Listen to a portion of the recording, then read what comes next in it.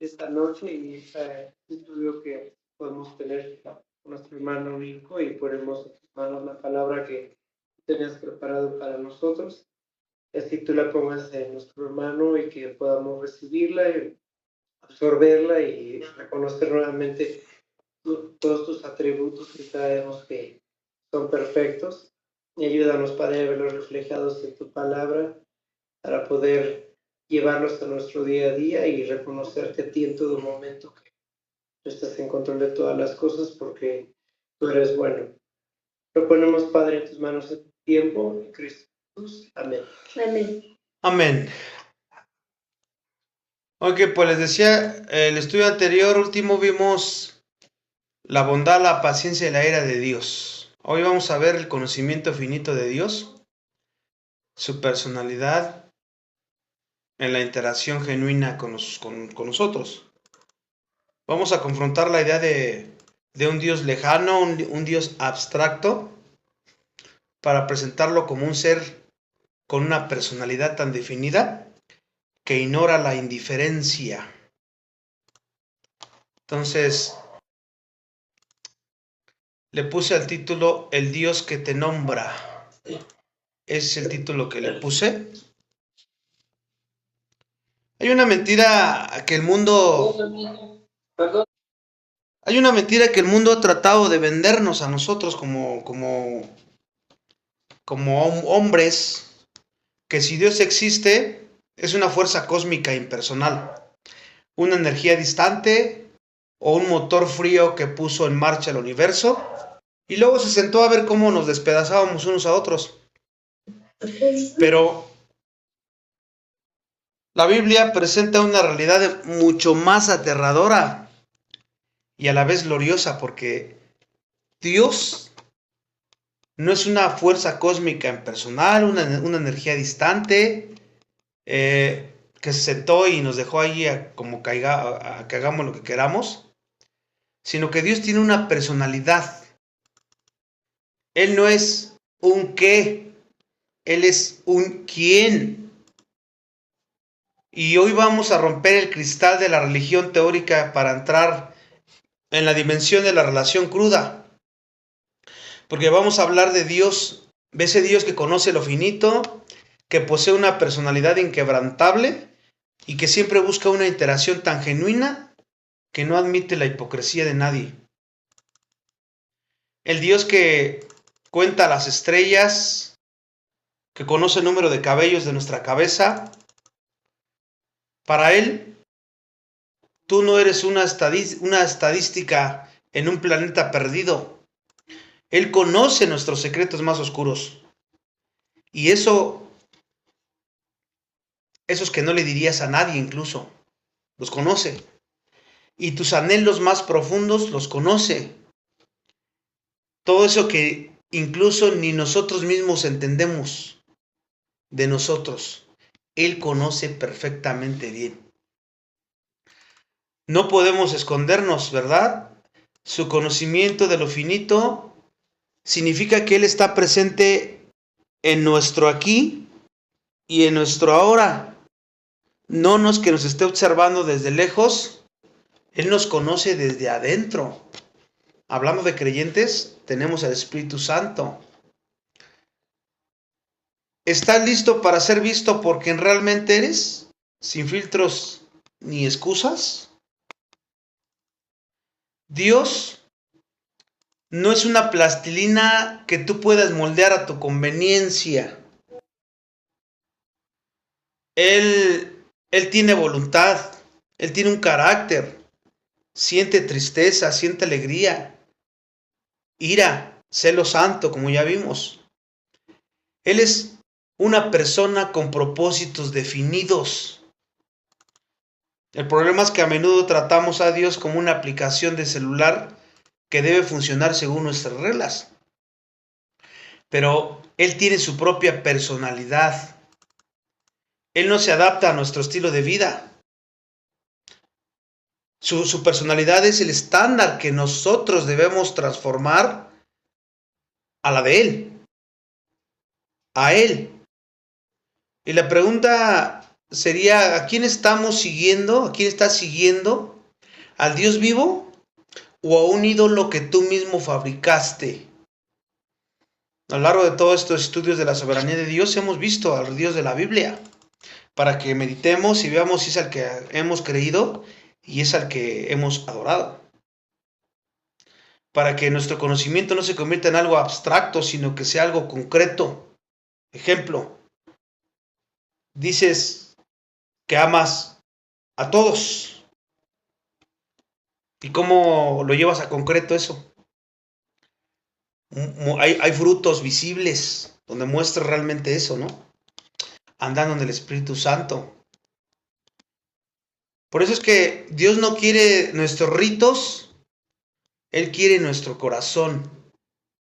Él no busca una religión de domingo por la mañana, Él busca una interacción honesta con Él todo el tiempo, cara a cara, donde nosotros nos desnudamos ante nuestro Creador, que Él nos conoce a la perfección. La interacción con Dios no es un monólogo donde nosotros pedimos y Él concede con nosotros, ¿no? A través de la oración. Más bien es una colisión de voluntades. O sea que es un diálogo donde a veces su silencio es la respuesta más profunda. Si tu oración no te cambia, entonces no has interactuado con Dios verdaderamente. Si tu estudio bíblico no te ha transformado, igual no has interactuado con Dios.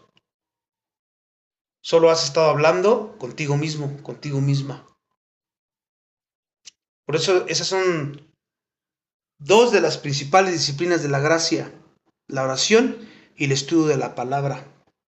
Importantísimos para que un creyente madure. El peligro de no estar en esas disciplinas todos los días, te estancas. Ustedes saben lo que le pasa a un charco cuando se estanca, ¿no? Viene el declive y por eso hay tanto afán, miedo, incertidumbre, pánico, en cualquier situación que no estás bajo control, que muchas, y a través de todas esas cosas vienen las enfermedades, el estrés, todo eso te perjudica, porque decimos que creemos en Dios, pero en la práctica no creemos absolutamente en Dios, o no creemos o no le creemos a Dios. Ese es el problema de muchos de nosotros, hermanos. Y más si no estás acostumbrado, si eres de los cristianos que no acostumbra a orar todos los días, no hablo de las oraciones 3 veces al día de la comida, sino tú y Él en un momento específico, tú y Él solos. Y el estudio de la palabra todos los días. Y aquí la pregunta sería, ¿cuánto tiempo pasas escudriñando la Escritura?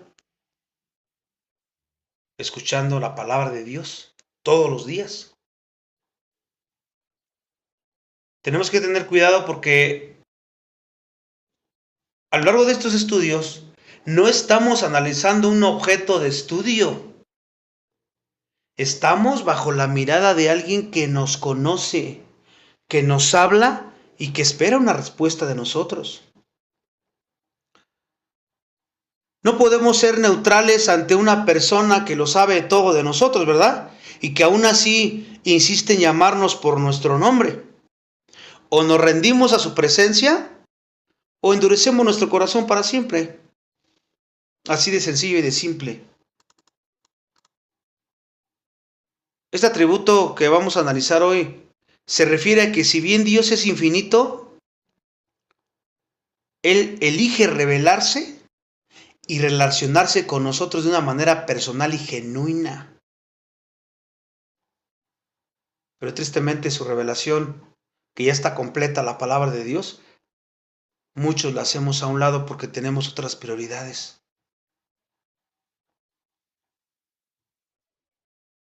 Y queremos que el conocimiento bíblico entre en nuestra mente como por arte de magia. Que oren por mí para que me llene de sabiduría. Así no funciona, hermanos. Buscamos y tenemos otras prioridades, ¿no es cierto? Antes que lo primero, que la buena parte, lo que eligió María, cuando estaba con Marta. Recuerda, Marta estaba afanada. Y María, solamente una cosa, dice Jesús, una cosa era necesario que ella hiciera. Estaba bajo sus pies escuchándole. Era lo único que tenía que hacer. Y de ahí se desprendía todo lo demás. Pero ¿cuántas veces como creyentes no entendemos eso? La personalidad de Dios incluye su capacidad de comunicarse con nosotros a través de la Escritura hoy día, de tener voluntad, emociones que son santas y de interactuar verdaderamente con sus criaturas, sin dejar de ser Dios. Por eso el conocimiento que obtenemos de Él es finito, porque nuestra mente es finita, ¿no? Pero es verdadero y es suficiente.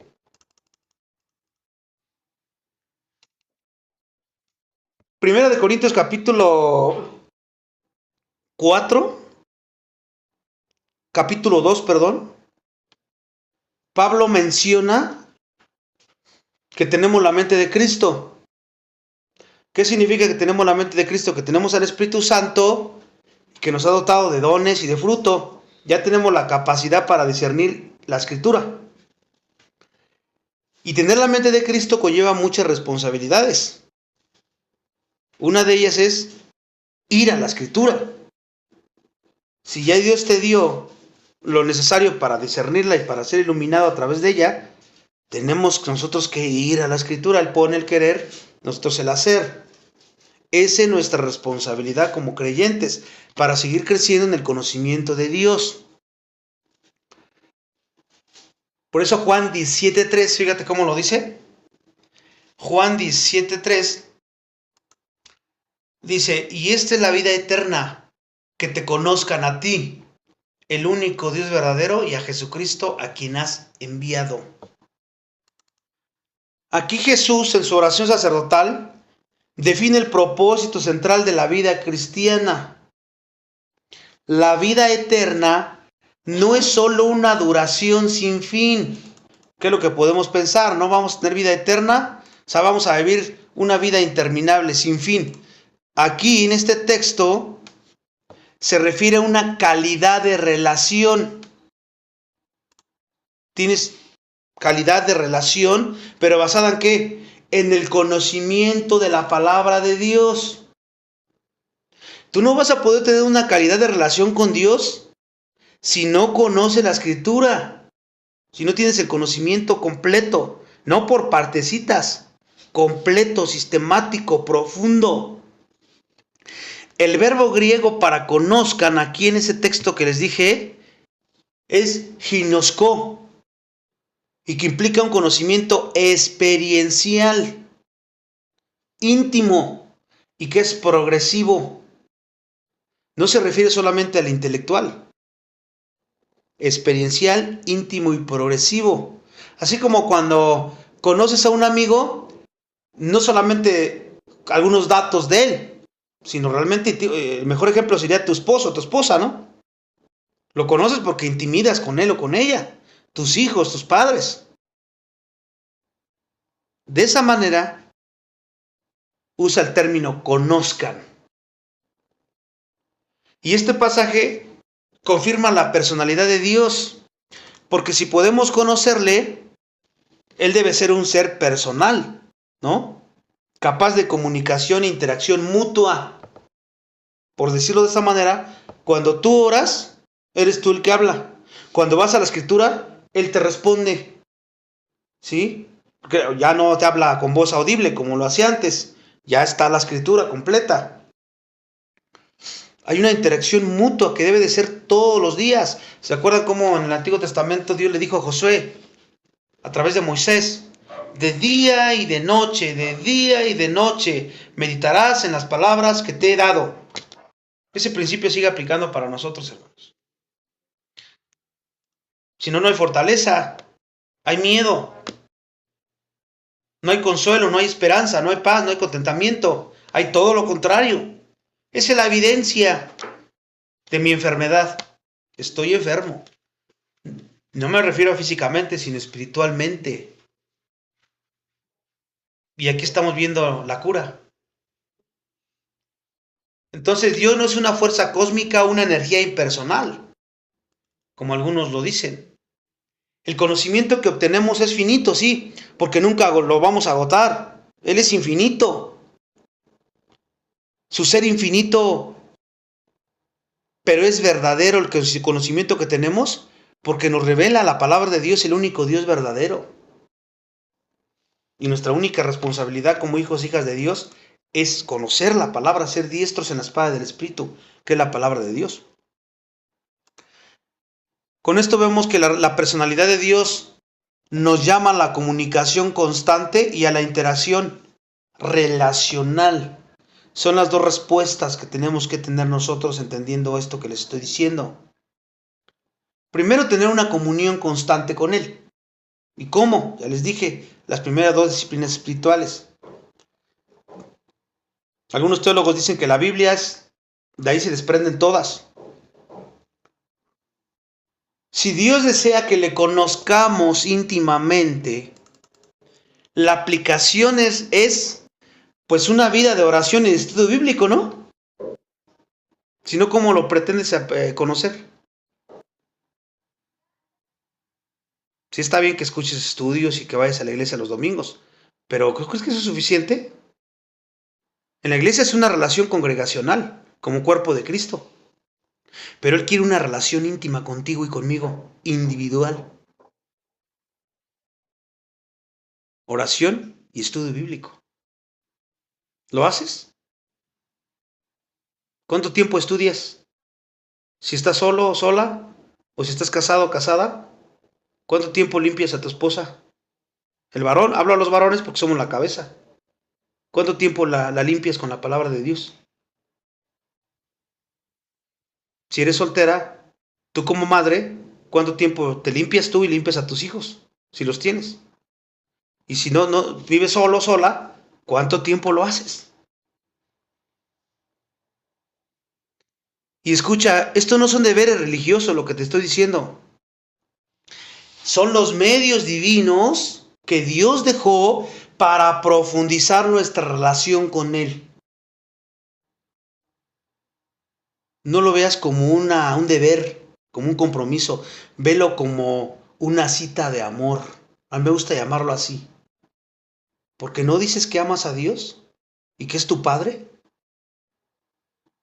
Entonces, ¿por qué el orar y el estudio bíblico se te complica tanto? Entonces, ¿dónde está tu cita de amor? ¿Dónde está lo que decimos de Él? Por eso tenemos que dedicar tiempo a la palabra. Porque si dedicas tiempo a la palabra, dedicas tiempo a la mente de Dios. ¿Lo estás haciendo?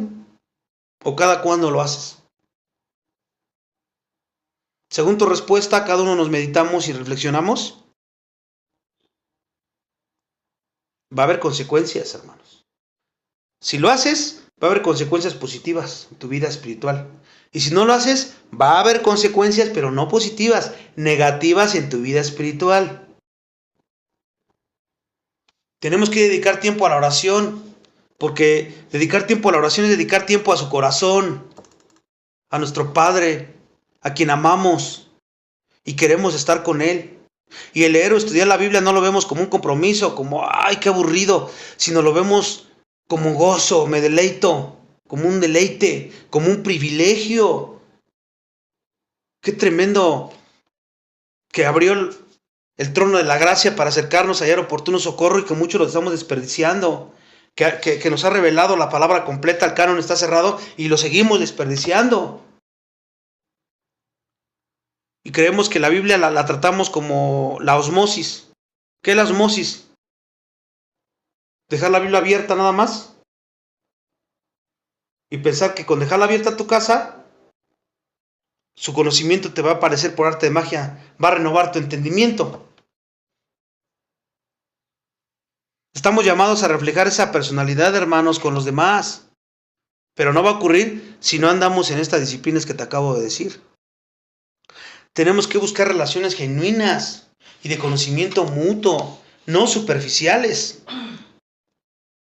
La iglesia que la formamos nosotros debe de ser un lugar de personas que se conocen, que nos conocemos, que nos preocupamos genuinamente y que nos comunicamos con la intención de unos con otros, haciendo reuniones ágape, sí, las reuniones donde nos reunimos para convivir, pero que sean dando en el Espíritu, todos juntos en armonía en el vínculo de la paz, mostrando que realmente conocemos al mismo Dios, de la misma manera cada uno de nosotros.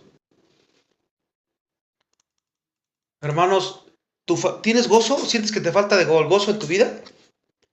¿En cualquier situación que te presenta difícil en tu vida? ¿Por qué crees que sientes que te falta el gozo? Porque tu gozo está cimentado en las circunstancias y en ti. No está cimentado en la palabra de Dios. ¿Por qué? Pues si no conozco la palabra de Dios, sé algunas cosas por ahí, pero no mismo saber que conocer. Experiencia, por experiencia. ¿Sientes que te falta la paz? ¿Por qué crees? Si se dan cuenta, es muy fácil de evidenciar mi enfermedad espiritual. Ahora, el dilema aquí es si voy a hacer algo para remediar esa enfermedad, que Dios ya puso el antídoto, por decirlo así, la cura. El problema no es Él, somos nosotros. A veces sientes que tu profundidad de relación no está bien con Dios, que es una revuelta contra el rey, ¿no? Hermanos, ¿nuestra vida está marcada por la ansiedad y la queja? Examinémonos. ¿Por qué crees? Puede ser de los que no ora en la semana todos los días, nada más puro domingo, ahí cuando se acuerda porque tiene otras prioridades, ni estudia la palabra de Dios porque hay mucho afán en la vida, en el mundo, que son como enredaderas que te agarran y pues tú vas por todo viento, ¿no? No hay discernimiento de nada. O puede ser los que digan, no, sí, yo sí estudio todos los días y oro todos los días. Pues sí, pero si no lo estás obedeciendo, pues sale igual. Son dos extremos iguales. En tus fuerzas lo vas a hacer, no lo vamos a hacer en nuestras fuerzas. Eso es algo que dependemos completamente de Dios. Tenemos que someternos a Él en dependencia total para que Él, su palabra nos gobierne. Cada que leemos la palabra se siembran la semilla y después que brote, que dé fruto. Si tenemos una nueva naturaleza, esa nueva naturaleza debe de brotar eso, debe de hacerlo natural. Debería de crecer ese fruto de la oración, por decirlo así. La oración, el estudio de la palabra, debería ser natural. Pedro lo dice. De ser como niño recién nacido la leche espiritual no adulterada, para que por ella crezcáis para salvación, ¿no dice eso? ¿Qué pasa si yo no tengo ganas de estudiar la escritura? Ahí hay un problema muy grave. Porque los incrédulos no quieren estudiar la escritura, hermanos. No quieren. O soy tan débil como hombre o como mujer y tengo que ir al trono de la gracia y pedirle a Dios perdón y pedirle, Señor, dame el querer como el hacer porque yo no quiero. Yo tengo otras prioridades. Para mí me importan más las cosas terrenales que las tuyas, esa es la realidad. Y me digo que soy cristiano o cristiana. Perdóname.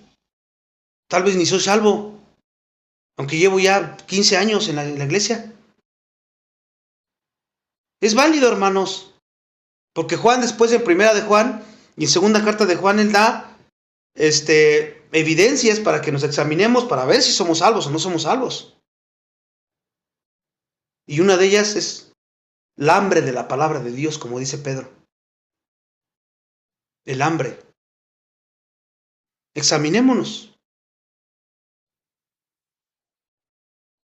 Si nuestra vida está marcada por la ansiedad y la queja, y es una declaración práctica de que no creemos en la soberanía de Dios también. Sabemos de la soberanía de Dios, pero en la práctica no creemos. Cuando te estresas incontrolablemente por el futuro, cuando te quejas amargamente por cada pequeño revés que la vida te da o las circunstancias, ¿sabes qué es lo que estamos diciendo en esencia? Dios no tiene el control. O si lo tiene, no me ama. Eso es lo que estamos diciendo con nuestra conducta, con nuestra manera de reaccionar. Nuestra cultura de la queja es nuestra negación de su trono. El pánico es un acto de deslealtad al soberano y el miedo.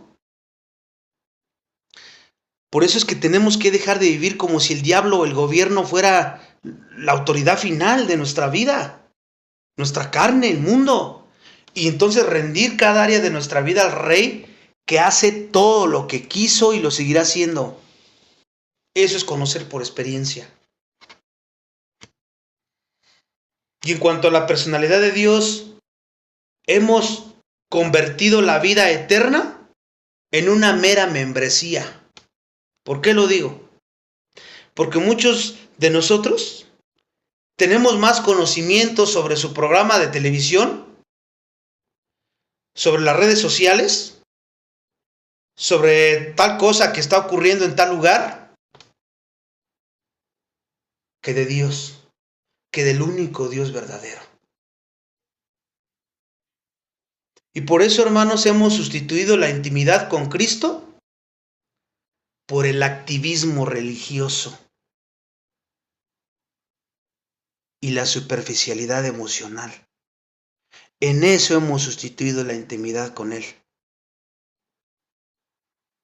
La oración es un monólogo apresurado a veces, porque tengo muchas cosas que hacer. Señor, te agradezco por todo. Gracias, gracias. Amén. Vámonos, que andamos ajetreados todo el santo día. Y se ha convertido en un monólogo apresurado. El estudio bíblico, un chequeo semanal. Y eso ni a veces ni eso. Un verdadero estudio, meditación. Entonces, hermanos, nuestra superficialidad en la palabra y en la oración, tristemente lo digo, es una ofensa a la invitación más grande del universo. Porque Él nos lo está haciendo todos los días. Todo el tiempo desde que te salvó, en la gracia especial y aun cuando estábamos en la gracia común. Si Dios es personal y quiere que le conozcas, pues tu mayor pecado es que la apatía relacional, ese es tu mayor pecado. ¿Qué hago? Me arrepiento del pecado. Le pido al Espíritu Santo que me dé la gracia y la sabiduría para que me saque de esa apatía. No quiero seguir ahí. Lo reconozco humildemente. No me pongo a la defensiva. Reconozco. Básicamente, esto es para meditar y reflexionar en nuestra mente, en nuestro corazón. Como dije, si soy de los que, no, yo sí estudio, yo esto, bueno, sí, está bien que lo hagas. Me acuerdo en una ocasión que alguien nos dijo a los estudiantes del seminario, el seminario es un lugar de privilegio, es un lugar de mucha bendición, pero ¿qué crees? También tiene un peligro tremendo, el seminario. ¿Cuál es el peligro, hermanos?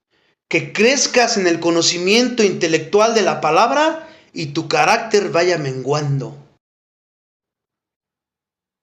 Que te empieces a sentir superior a los demás. Dios me debe algo por mi esfuerzo que estoy haciendo. Estoy trabajando horas extras. La iglesia y Dios me deben.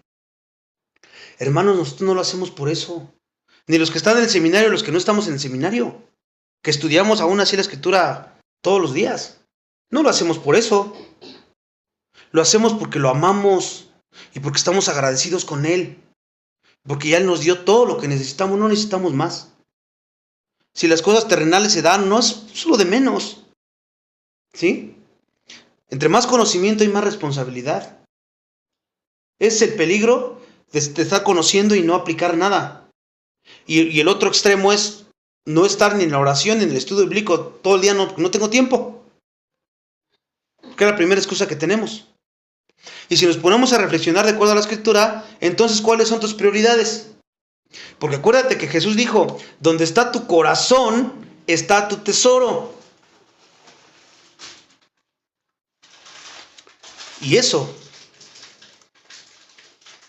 si hemos detectado alguno de los dos extremos, pues no es para que nos animemos o para que nos sintamos, no, pues ya para qué, no, o para que quieras tirar la toalla, sino para que realmente reconozcamos nuestro pecado. Dios lo quiere, lo está mostrando para edificación, no para destruirnos, sino porque Él no quiere que sigamos viviendo de la misma manera. ¿Por qué? Porque nos estamos autodestruyendo aún siendo creyentes.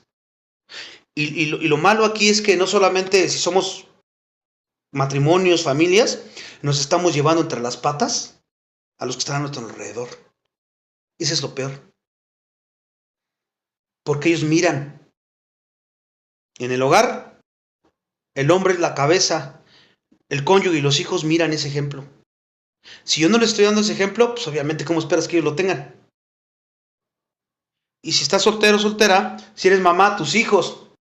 Si estás solo, aún así en la iglesia, tienes hombres y mujeres que te ven y que tú eres ejemplo para muchos, tal vez.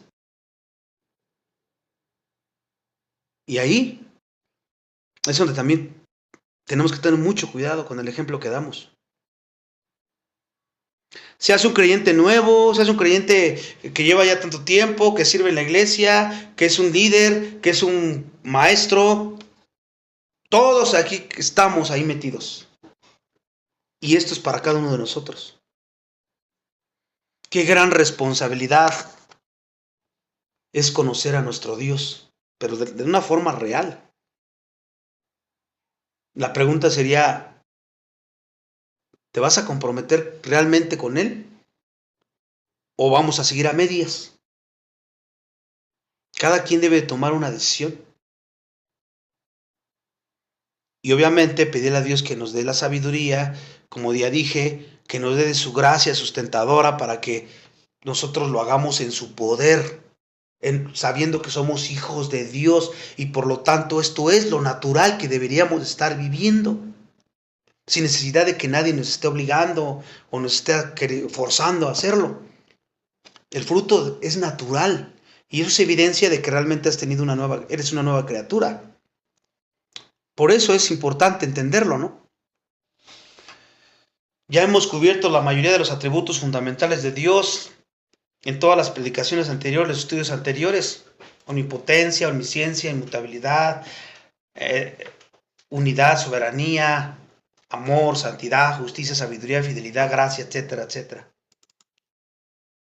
Y para ofrecer una exposición completa, quiero profundizar ahora en atributos que resumen y engloban la gloria de su ser, porque a menudo mencionados junto con la escritura que se mencionan y que son fundamentales para la adoración. Y aquí entramos en la gloria de Dios y la felicidad, que es igual que bienaventuranza de Dios.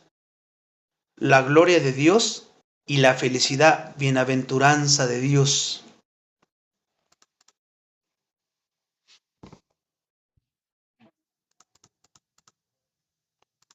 A veces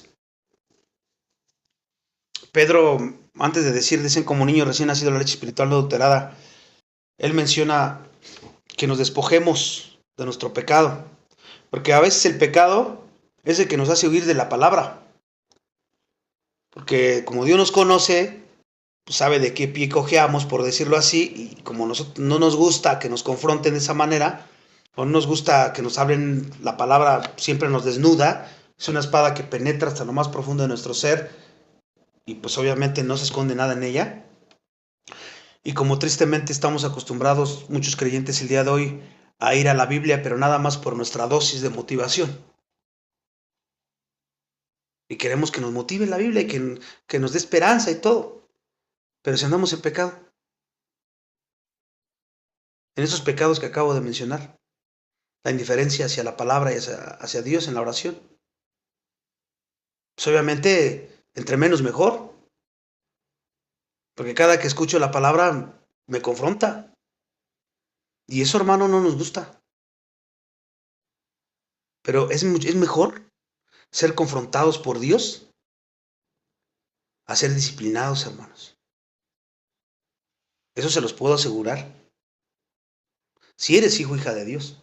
Y es mejor que sea el que nos confronte, a que tristemente lo digo, a veces son los mismos incrédulos los que nos corrigen. Y eso sí nos debería dar peor vergüenza todavía.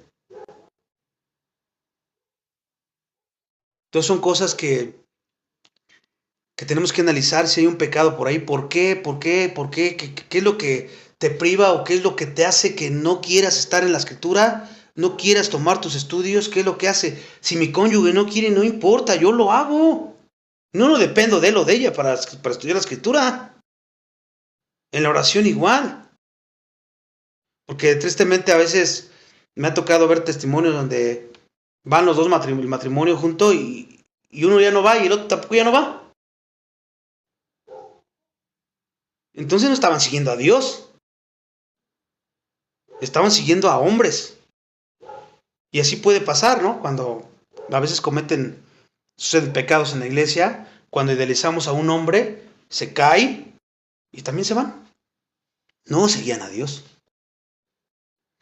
Entonces tenemos que pedirle a Dios que nos dé mucha sabiduría para discernir estas cosas y que nos convenza de pecado y nos redarguya, aunque nos duela, porque es para nuestro bien. Dios no quiere que andamos viviendo de esa manera, Él quiere que realmente disfrutemos la vida cristiana como debemos de disfrutarla. Entonces, hermanos, comprender lo que significa ver la gloria de Dios es adentrarse en uno de los conceptos más profundos y multifacéticos de la fe cristiana. Porque no se trata de una única experiencia, sino de una diversidad de manifestaciones y percepciones de su majestad, como el carácter y como su poder, ¿no? En esencia, ver la gloria de Dios es experimentar una manifestación tangible o una profunda comprensión de la presencia y la esencia de Dios. Lo vuelvo a repetir, la gloria de Dios es experimentar una manifestación tangible o una profunda comprensión de su presencia y su esencia, ¿no? Y obviamente esta experiencia puede ser tanto externa y visible como interna y espiritual. Vamos a aclarar un poquito más en la manifestación visible de la gloria de Dios. A lo largo de la Escritura se describen momentos en los que la gloria de Dios se manifestó de manera visible y a menudo sobrecogedora, ¿no? Estos eventos son conocidos como teofanías. Las teofanías eran una clara señal de la presencia de Dios entre su pueblo. Por ejemplo, en el Antiguo Testamento, la gloria de Jehová se manifestaba a menudo como una nube densa o un fuego consumidor. Por ejemplo, en el monte Sinaí, la gloria de Dios descendió como una nube espesa y fuego, ¿no? Ahí en el monte Sinaí, y los israelitas fueron testigos de su imponente majestad. Éxodo 24, 16, 17 está eso. Éxodo 24, 16, 17. Ahí los israelitas vieron su imponente majestuosidad. Y luego en el tabernáculo y el templo, ahí vemos la gloria de Dios nuevamente llenaba estos lugares santos, indicando su morada entre su pueblo. La nube de su presencia era tan abrumadora que a veces los sacerdotes no podían ministrar. Primera de Reyes 8, 10, 11. Primera de Reyes 8, 10, 11. Ahí vemos las teofanías que les acabo de decir, hermanos. Pero vamos al Nuevo Testamento y ahí vemos a Jesucristo, la plenitud de la gloria de Dios encarnada, por decirlo así. Ahí vemos a Jesucristo como la manifestación suprema y más completa de la gloria de Dios. Primero en su encarnación. Juan 1:14. Juan 1:14, ahí el apóstol Juan escribe que Jesús, el verbo hecho carne, habitó entre nosotros y vimos su gloria, gloria como del unigénito del Padre, lleno de gracia y de verdad. Así lo menciona Juan. Entonces entendemos que la persona de Jesús, la humanidad pudo ver el carácter, el amor y la santidad de Dios de una manera jamás vista. Muy diferente a las teofanías que hubo, ¿no? En Cristo se manifestó de una manera extraordinaria. Su carácter, su humanidad, su amor, su santidad. ¿Y se acuerdan de la transfiguración? En un momento cumbre de su ministerio de Jesús, ahí se transfiguró ante Pedro, Jacobo y Juan, que era su círculo íntimo que siempre lo acompañaban a orar. Y dice Mateo 17:2. Mateo 17:2 dice que su rostro resplandeció como el sol y sus vestidos se hicieron blancos como la luz. Esa fue una visión directa de la gloria divina de Cristo. ¿Quién era Él? Por fuera se veía como cualquier otro de los hombres, ¿no?, que había ahí. Pero aquí Jesús dejó ver su gloria divina en este momento de la transfiguración. Ahora, ¿cómo nosotros como creyentes podemos ver la gloria de Dios hoy? ¿Cómo? Si bien las manifestaciones visibles espectaculares no son la norma para nosotros hoy día, existen múltiples maneras de experimentar y ver la gloria de Dios. Y te voy a dar algunos ejemplos. El primero, la creación. Salmo 19:1. Salmo 19:1 dice: los cielos cuentan la gloria de Dios y el firmamento anuncia la obra de sus manos. ¿Se acuerdan que a grandes rasgos la gloria de Dios es la suma de todos sus atributos, ¿no? De cierta manera. El cielo deja ver atributos, su poder, su grandeza, su majestuosidad. Por eso es que los cielos cuentan la gloria de Dios. La inmensidad del universo, la complejidad de la naturaleza y la belleza del mundo que nos rodea son un testimonio constante del poder, pero también la sabiduría de Dios y la majestuosidad de Dios. Solamente un ser tan sabio pudo haber creado las cosas como son y que estén así, en esa distancia, todo como ustedes ven, la creación. Otra forma de que podemos ver la gloria de Dios es la palabra de Dios. De lo que nos privamos los que no acostumbramos a estudiar la Escritura todos los días. Porque ahí también puedes ver la gloria de Dios. A través de la lectura de la Escritura, de la meditación de la Escritura, de la obediencia a la palabra, nosotros podemos contemplar el carácter de Dios desde el Antiguo hasta el Nuevo Testamento. Sus promesas cumplidas y su plan de redención. Es ahí donde encuentras tu fortaleza, tu gozo, tu paz y tu contentamiento. No lo vas a encontrar en ningún otro lado. No lo vas a encontrar ni en las redes sociales, ni en la televisión, ni en los viajes, ni en las compras. En ninguna de esas cosas vas a encontrar esto que te estoy diciendo. La palabra de Dios. Y al entender quién es Dios y lo que ha hecho, puedes ver su gloria, sus atributos. Puedes contemplarlo a Él. Ahí debe de estar anclado el gozo. Cuando Santiago y Pedro hablan de que tengan sumo gozo cuando se enfrenten a cualquier situación, de todos colores, sabores, por decirlo así. ¿Por qué tienes más gozo? ¿Por qué? Porque confías en este Dios. Y porque tu gozo, tu paz están ancladas aquí. Lo otro es efímero, así como llega se va, ¿verdad? Desde las cosas a salud, todo. Pero Él no. Su gloria no. Sus promesas no. ¿Te das cuenta? Otra manifestación de la gloria de Dios para nosotros hoy es la obra del Espíritu Santo.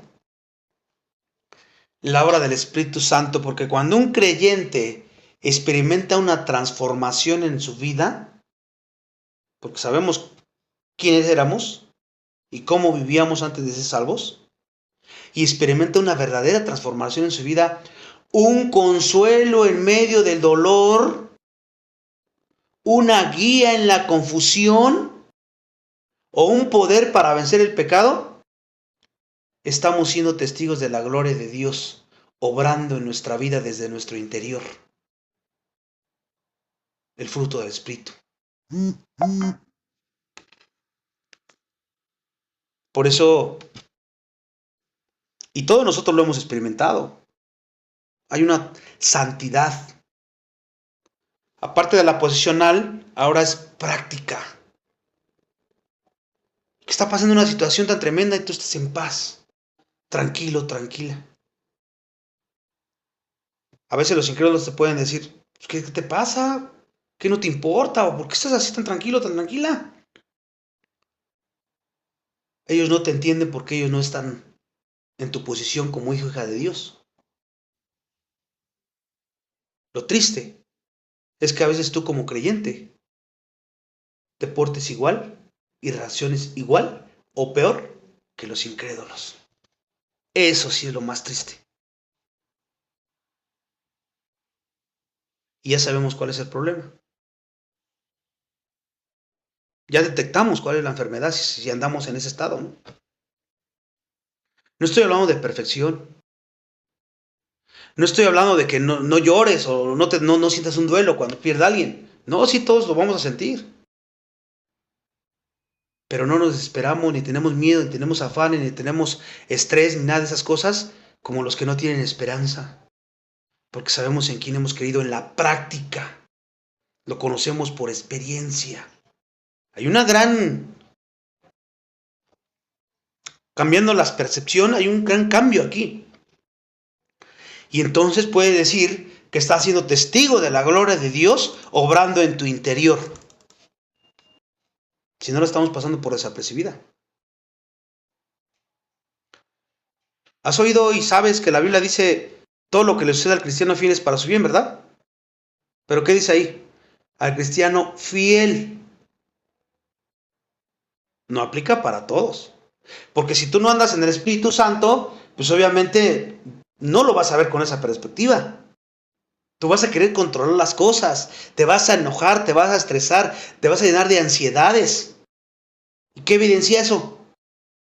Que me falta conocer a Dios a través de la oración y a través del escudriño de la palabra de Dios. Escudriñar la palabra de Dios. También podemos ver la gloria de Dios en la vida de la iglesia, hermanos. No debería de ser así.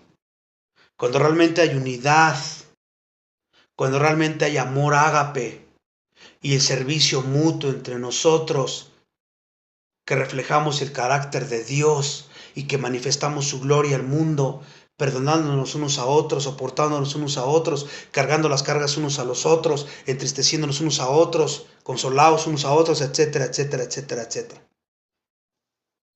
Pero también tristemente lo digo, muchas veces andamos al revés. Puros pleitos, contiendas y chismorreo en la iglesia. Y entonces, ¿cuál es el problema? Ya lo sabemos cuál es. En las maravillas, en su providencia, también podemos ver que es otro atributo que después vamos a ver. Podemos ver la gloria de Dios y los milagros que todavía Él hace. A través de la oración, orando unos por otros, puedes salvarte de un cáncer o cualquier situación que enfrentes. Dios lo puede hacer, conforme a su voluntad, ¿no? Porque desde la sanidad de una enfermedad hasta la provisión inesperada en tiempos de necesidad. ¿Has visto la gloria de Dios aquí? Ve analizando cada uno de estos donde podemos ver la gloria de Dios y que tal vez te has dado cuenta y has glorificado a Dios, o a veces lo has pasado desapercibido porque mi mirada no está puesta arriba en las cosas de arriba, sino en las de abajo. Pero todos, Dios ha mostrado su gloria. Que no la hayamos desapercibido, esa es otra cosa. Los actos de poder de Dios en la vida de nosotros son una forma de ver su gloria manifestada. Así como Jesús le dijo a Marta antes de resucitar a Lázaro, ¿se acuerdan? ¿No te he dicho que si crees verás la gloria de Dios? Ahora ya sabes cómo. En la creación. Como te dije, recapitulando rápidamente, ¿no? Vimos en el Antiguo Testamento, en el tabernáculo, después vimos en el Nuevo Testamento la plenitud de Cristo, pero nosotros la vemos en la creación. La maravillosa creación que muestra la gloria de Dios. En la palabra de Dios, checa cuáles estás perdiendo o cuáles has pasado desapercibidas. En la obra del Espíritu Santo en tu vida,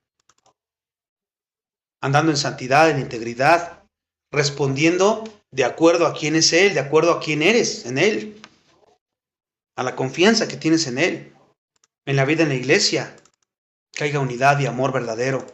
Como decía Juana, ámense, hijitos, ámense sin fingimiento, sino de palabra y de hecho. Y en las maravillas y milagros cotidianos, ¿no? Y la providencia de Dios. En resumen, hermanos, ver la gloria de Dios es una experiencia que abarca desde la contemplación de su creación al entendimiento de su palabra y hasta el reconocimiento de su poder y la percepción de su presencia transformadora en nuestra vida personal y comunitaria. Pero aquí es donde se une su soberanía con la responsabilidad del hombre. Porque nuestra responsabilidad es andar en las disciplinas espirituales, no en nuestras fuerzas. Es algo natural, que vendría, es el paquete completo que Él te dio, la nueva naturaleza, con todas estas nuevas anhelos, ¿verdad? Por eso les dije, si no hay ese anhelo, hay que examinarnos, porque hay un problema muy grave ahí. Entonces, abarca todo eso, ver la gloria de Dios. Es un llamado a tener los ojos del corazón abiertos para reconocer la majestad de Dios en todo lo que nos rodea, como lo acabo de decir. La gloria de Dios no es un atributo más, sino la manifestación visible o el resplendor de todos sus atributos, combinados y perfectamente. Todos los que hemos estado viendo hasta ahorita, incluida su ira. Es la majestuosidad inherente a su ser, que evoca asombro y reverencia. Salmo 19, 1, 2. Vamos a ver cómo lo dice ahí el salmista. Salmo 19, 1, 2. Los cielos cuentan la gloria de Dios y el firmamento anuncia la obra de sus manos. Un día emite palabra a otro día, y una noche a otra noche declara sabiduría. Este pasaje describe la revelación general de Dios, es decir, cómo su ser se manifiesta en la creación. Y la frase los cielos cuentan la gloria de Dios está usando el salmista la creación como un testigo. Las estrellas, la galaxia, la vastedad y la complejidad del universo son el testimonio constante y silencioso de su grandeza. Completita, ¿no? ¿Qué significa esto? Que no necesitaríamos un seminario para ver su poder, ¿verdad? Solo necesitas despertar y observar todo lo que te rodea. Es lo único. Que algunos se han cegado voluntariamente, ¿no? Cuando se van a creer en otras teorías del Big Bang, de la evolución, y entonces quieren sacar a Dios. Bueno, ese es otro contexto, pero estamos hablando aquí entre creyentes. Solo necesitamos mirar el cielo a tu alrededor. Y no te maravillas de lo grandioso que es el sol o la luna, las estrellas, los universos, ¿no? sino de su Creador. Si eso te parece algo hermoso, maravilloso, imagínate a su Creador. Los versículos señalan que esta declaración es incesante. Un día emite palabra, a otro día. O sea que la gloria de Dios no es un evento pasado, sino una revelación continua, disponible para todos, para toda la humanidad. Ahí la muestra es la revelación general que le llamamos en la teología, ¿no? La revelación especial es la palabra de Dios, empezando por el Evangelio. Pero la revelación natural no te puede salvar, pero sí te puede llevar a la revelación especial. La creación testifica de su poder, su omnipotencia, su diseño, su sabiduría. ¿Alguna vez habías mirado al cielo y todo lo que rodea y habías pensado en esto, hermano? ¿O siempre andamos tan afanados acá abajo mirando, tan preocupados que ni siquiera tomamos en cuenta la creación? La gloria de Dios nos llama a la adoración suprema y al vivir para su propósito. A eso nos llama, esa es la forma que tenemos que responder. Siempre les trato de dar una respuesta a lo que estamos viendo. Aprendemos un atributo, ahora ¿cómo respondemos? Porque eso debe de llevarnos. Si no, nada más estamos adquiriendo información, pura información. La gloria de Dios nos llama a la adoración suprema y al vivir para su propósito. Primero en la adoración. Isaías 43:7. Isaías 43:7. Ahí vemos que el propósito primordial de la existencia de nosotros como hombres, ¿por qué fuiste creado? No para que sea feliz o logre, como algunos dicen, ¿no? Es para darle la gloria a Dios. O sea, para que tú reflejes su carácter. ¿Y cómo puedes hacer eso? Obviamente tienes que arrepentirte de tu pecado, ir a Jesucristo, reconocerlo como Señor y Salvador, que es el único que te puede salvar. Ninguna obra nos puede salvar. Somos pecadores y necesitamos un Salvador. Esa era la ley, la función de la ley que nos enviaba al Salvador. Y ahí se podría decir que empezamos a vivir en el propósito por el cual fuimos creados, salvados, reflejarlo. Por eso nos dio de su vida. Por eso le decía la otra vez que hoy en día en la gracia Dios no nos transforma a base de reglas y mandatos, sino nos dio una nueva naturaleza. Antes, nuestra vieja naturaleza estaba inclinada hacia alejarte de Dios. No quiero saber mi pecado. Pero esta nueva naturaleza tiene otra tendencia, otro chip, por decirlo así. Por eso les digo que debería de ser natural. Todo esto que les estoy diciendo. Si el universo entero existe para reflejar su esplendor, cuanto más nosotros que hemos sido redimidos, ¿no creen? La aplicación es simple. Vive de tal manera que tu vida sea un espejo de su carácter. No va a ocurrir sin andar en las disciplinas anteriores. Y lo recalco mucho. ¿Cuál es el propósito? Ya estamos finalizando nuestro estudio. El pecado no es solo la transgresión de una ley, es quitarle la gloria a Dios. Tenemos una doctrina. Qué bueno. Es beneficioso mucho. Pero si no estamos viviendo una vida coherente con esa sana doctrina, con este Dios que estamos conociendo en la Escritura, de acuerdo a las formas prácticas que te lo estoy diciendo, le estamos quitando la gloria a Dios y nos la estamos dando a nosotros. El arrepentimiento, hermanos, es devolverle esa gloria a Dios. Por eso tenemos que arrepentirnos. No puedo escuchar y seguir como siempre. Solamente los incrédulos hacen eso. En cada decisión, hermanos, debemos preguntarnos, ¿eso traerá la gloria a Dios o a mí? ¿Por qué estoy pidiendo esto en mi oración? ¿Le va a traer la gloria a Él o lo pido para mí? Para que me beneficie a mí. Y ahí vas a empezar a orar conforme a su voluntad. Por otro lado, la felicidad o bienaventuranza es el atributo por el cual Dios experimenta un gozo y deleite perfectos, completos, inmutables en sí mismo, en su propia santidad y en la relación trinitaria con el Padre, con el Hijo y el Espíritu Santo, ¿no? O sea que Él no necesita nada externo que lo haga feliz. Él siempre es bienaventurado. Es su naturaleza. Fíjate cómo lo dice 1 Timoteo 6:15. 1 Timoteo 6:15.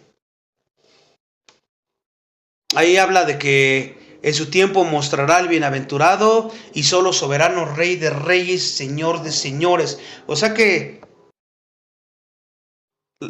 la bienaventuranza, el dichoso y feliz es otro atributo de Dios. Pablo describe a Dios en el contexto de la segunda venida aquí en este texto de 1 Timoteo 6:15. El término clave aquí es bienaventurado, makairos, aplicado a Dios. No significa que Dios encuentra felicidad, sino que Él es la felicidad misma. Su gozo es esencial, inmutable y autosuficiente. Él es la paz misma. Y si nosotros tenemos de su vida, pues lo natural es que andamos así, a pesar de cualquier circunstancia. Aunque somos débiles, vamos al trono, vamos a la palabra, para fortalecernos y para poder corregir, ¿no?, lo que estamos haciendo mal. Y este atributo se une a su soberanía, solo soberano Rey de reyes. El Rey que gobierna el universo es intrínsecamente feliz. Es su esencia. No es un monarca triste y frustrado. Aún en la ira, está alineado perfectamente con este atributo que les estoy diciendo, hermanos. Porque aunque diga Irán, ya les dije que no es como nosotros, cambiamos de feliz a enojados y amargados. Dios no es eso. Él siempre está feliz, no es triste, nunca se tristece, no es un monarca triste, por decirlo así, o frustrado. El Espíritu Santo se contrista, ¿verdad? Y se apaga, es otro contexto. Aquí estamos hablando del Padre. Su gozo es el fundamento de su poder. Este atributo es vital, porque si Dios fuera infeliz, su bondad, su gracia y su amor estarían motivados por la necesidad, ¿verdad? Y no es así. Eso negaría su aceidad, que es el próximo atributo que vamos a ver, si Dios quiere, el próximo estudio. Pero con Él es perfectamente feliz en sí mismo. Su amor y salvación son puros, desbordamiento de su bienaventuranza. ¿Cuál es la aplicación para nosotros? Pues que entender y vivir este atributo es que la felicidad de Dios nos llama al contentamiento radical y el gozo inquebrantable en todo tiempo y en todo momento. Primero el contentamiento, fíjate. Si nuestro Dios es perfectamente feliz sin nosotros, entonces nuestra felicidad no debe depender de las posesiones que tengas o no tengas, o tus logros, o tus circunstancias. No debe depender de eso. El contentamiento es el reflejo de la bienaventuranza de Dios en nuestra alma humana, como creyentes. Filipenses 4, 11, 13. Vamos a ver cómo lo dice ahí. Filipenses 4, 11, 13, ahí nos enseña que podemos estar contentos en cualquier estado. ¿Por qué? Porque nuestra fuente de gozo está en Él. Ya no vivo yo, vive Cristo en mí, ¿no dice Pablo? Y no lo decimos mucho nosotros también, pero en la práctica. Y entonces, este atributo nos lleva al contentamiento en toda circunstancia, como ya lo acabamos de ver, y Pablo lo entendía. Por eso él, a pesar de todas las cosas que le ocurrieron, si alguien pasó, no salía de una cuando entraba otra, era Pablo. Y sin embargo, como él tenía bien definido, sabía en quién había creído, su gozo y su contentamiento y su paz estaba por encima de todas esas cosas. Porque su mirada, ¿dónde estaba? Arriba. En las cosas de arriba. Pero también nos debe de llevar al gozo inquebrantable. Porque el gozo cristiano no es la ausencia de dolor, hermanos. No estoy diciendo que no sientas, ¿no? Pablo nunca fue indiferente al dolor. Entonces, ¿qué es? La certeza de que estamos unidos al Dios bienaventurado. Ahí está el gozo, ¿no? Que no tengamos dolor, vamos a sufrir, vamos a pasar dolor. Pero está anclado en la certeza de que estamos unidos al Dios bienaventurado. Jesús nos dijo que su gozo perfecto podría estar en nosotros. Juan 15:11 lo dijo. Juan 15:11. Nuestro gozo se ha cumplido. El gozo del Señor es nuestra fortaleza, hermanos. Nehemías 8:10. Nehemías 8:10. ¿Dónde vas a encontrar la fortaleza? Aquí. Teniendo esta perspectiva, andando así en el Espíritu, como lo acabamos de ver el día de hoy. Sí, está bien que oremos y siempre vamos a orar unos por otros, porque la Biblia nos manda a orar sin cesar y orar los unos por los otros. Pero cada uno tenemos responsabilidades en las que tenemos que andar. Y tenemos que hacerlo. Él nos dotó lo necesario, nos dio una nueva vida. Entonces, todo esto nos va a permitir vivir en optimismo santo, por decirlo así. Confianza total, dependencia total en el sufrimiento, cuando lo tengamos que pasar. Pero hay una chamba que hacer atrás, por decirlo así. A veces todo lo queremos rápido, ¿no? Atajos. ¿Y no me puedo brincar la oración y el estudio bíblico y caer hasta allá? No se puede. ¿Se acuerdan cuando Dios le entregó la tierra prometida a Moisés a través de Josué? Que se muere Josué, y entonces que se muere Moisés, iba a entrar Josué, ¿se acuerdan? Y le dijo, esfuérzate y sé valiente. Pero antes de decirles esfuérzate y sé valiente, le dijo, yo ya te lo he entregado. Es lo mismo nosotros hoy. ¿Por qué nos pide Dios que andemos en estas disciplinas? Porque ella nos entregó, ¿qué? La nueva vida. Ya nos dio lo que necesitamos para hacerlo. El querer como el hacer. Entonces, como siempre se lo repito, Él no es el problema, somos nosotros. No es esfuérzate, tú ahí, hazle como puedas. Yo de acá te veo. Dios no hace eso. Hermanos, hermanas, nuestra falta de asombro y de actitud de víctimas que a veces tendemos a hacer es un insulto a su gloria y su bienaventuranza. Mártires. Hemos domesticado la gloria de Dios a tal grado que ya no nos asombra. Lo vemos como, está bien, pero yo sigo en lo mío, ¿no? Y nos hemos vuelto hasta cínicos. Entramos al templo, a la iglesia, leemos la escritura y miramos la creación con mucha indiferencia, ¿no es cierto? Hemos reemplazado la reverencia por el entretenimiento y el asombro por la familiaridad. ¿Cómo puedes afirmar que adoras al creador del cosmos si tu vida es indistinguible de la de un incrédulo? ¿Cómo puedes hacer eso? En tus reacciones, en tu manera de pensar y de hablar. Si tu vida está llena de trivialidades egoístas y carece de celo por la santidad, está robando la gloria que solo a Él le pertenece. Y soy fuerte, pero nuestra mediocridad espiritual es un pecado de ingratitud hacia Él, que no negó ni a su propio Hijo para venir a salvarnos y a rescatarnos. ¿Y dónde está el reflejo de la bienaventuranza de Dios en tu vida? Examínalo. Muchas veces predicamos la salvación como un escape del infierno, no como una entrada al gozo de nuestro Señor, que Hebreos dice que ese es nuestro descanso. ¿Estás descansando realmente tú en el Señor? Nuestra fe a menudo se parece a una carga pesadísima, no a una liberación gozosa. Vivimos llenos de ansiedades, de amarguras, de autocompasiones. Y si el Dios al que servimos es intrínsecamente feliz y nos ha dado de su gozo, porque ese atributo es transferible.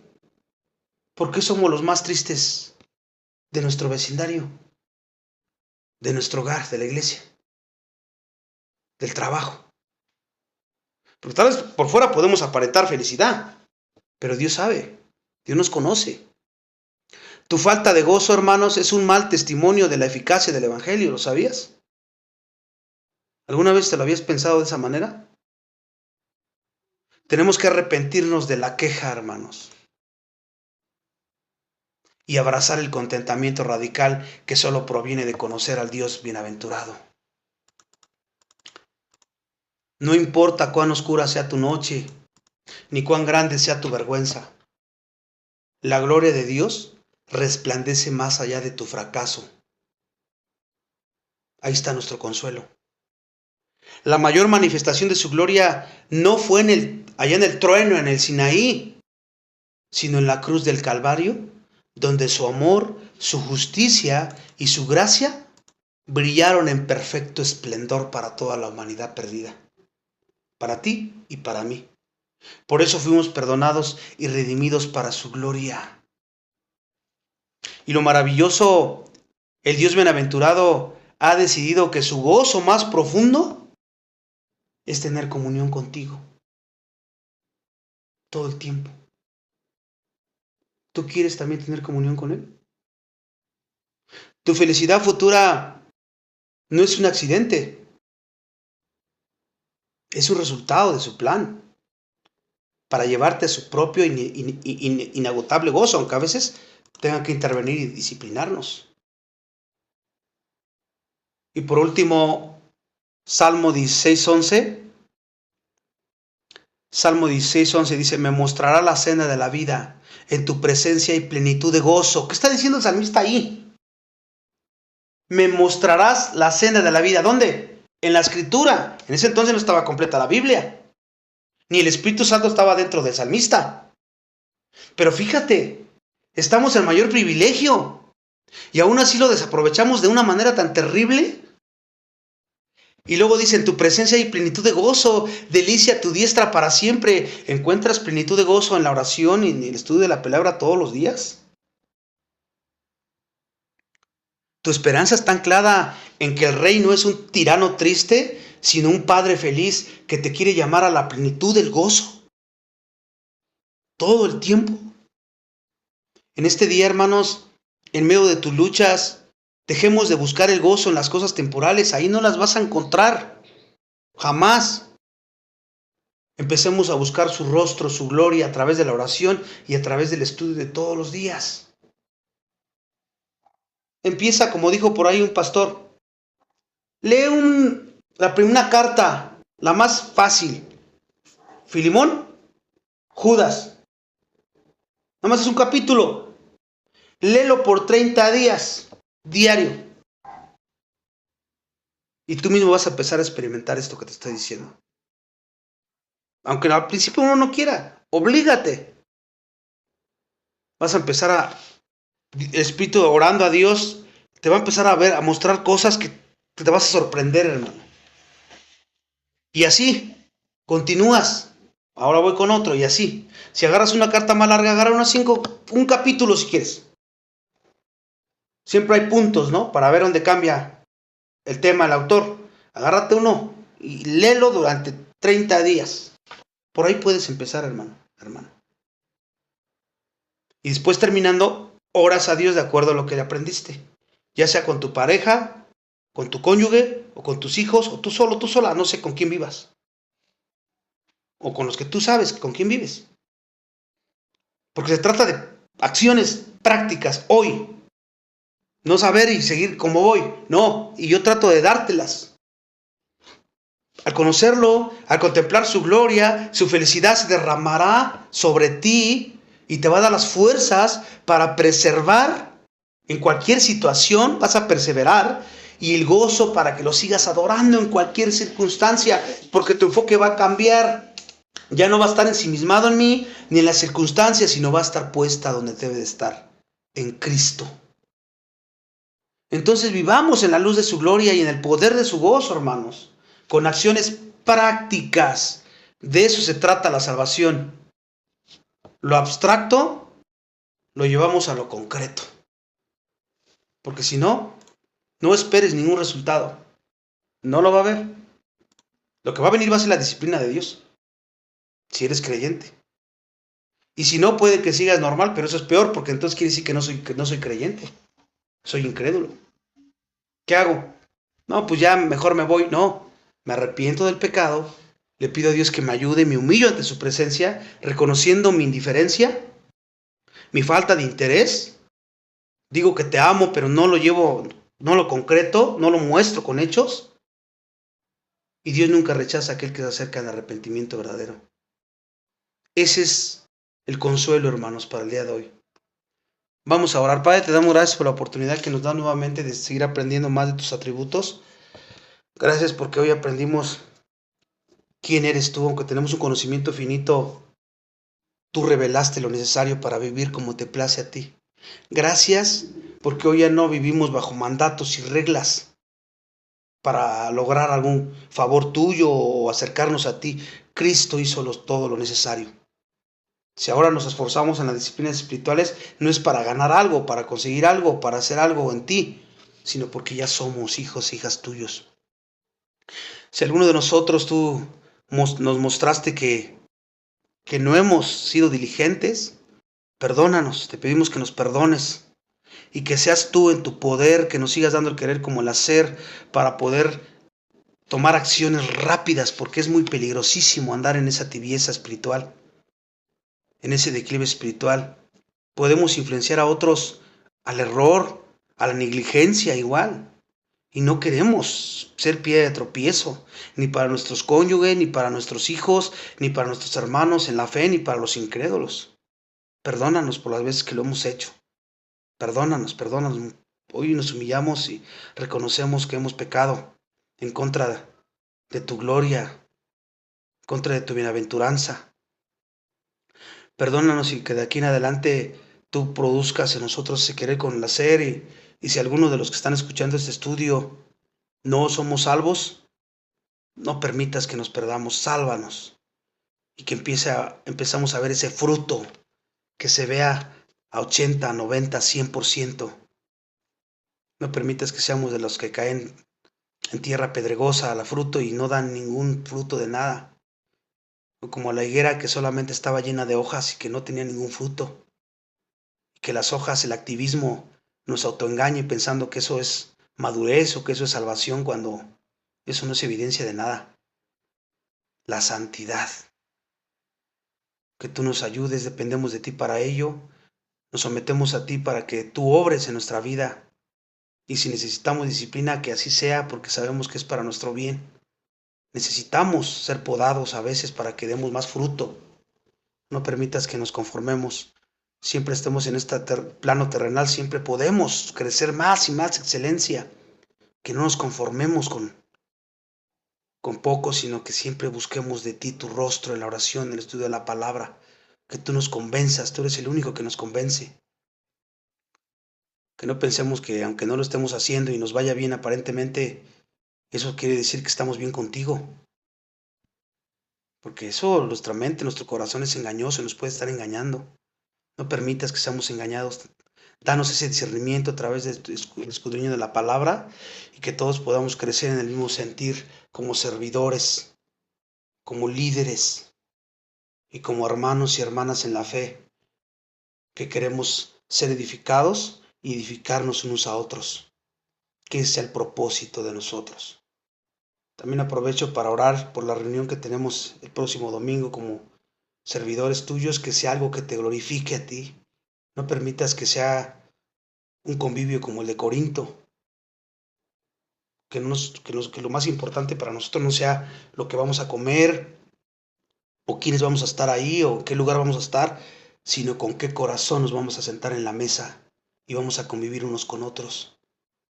Guárdanos del chisme, de la murmuración, porque tenemos diferentes caracteres y cuando nos reunimos más, pues siempre hay más diferencias, hay más cosas que se muestran ahí. Ayúdanos a que todo el chisme, la murmuración lo llevemos y lo cambiemos por la intercesión y que oremos los unos por los otros y que si es necesario nos podamos decir y hacer ver nuestro pecado unos a otros y no enojarnos, sino reconocerlo y pedir perdón. Eso demuestra que andamos en la madurez y andamos en el Espíritu Santo. Ayúdanos, Padre. Queremos glorificarte en todo lo que hagamos y dependemos de ti para ello.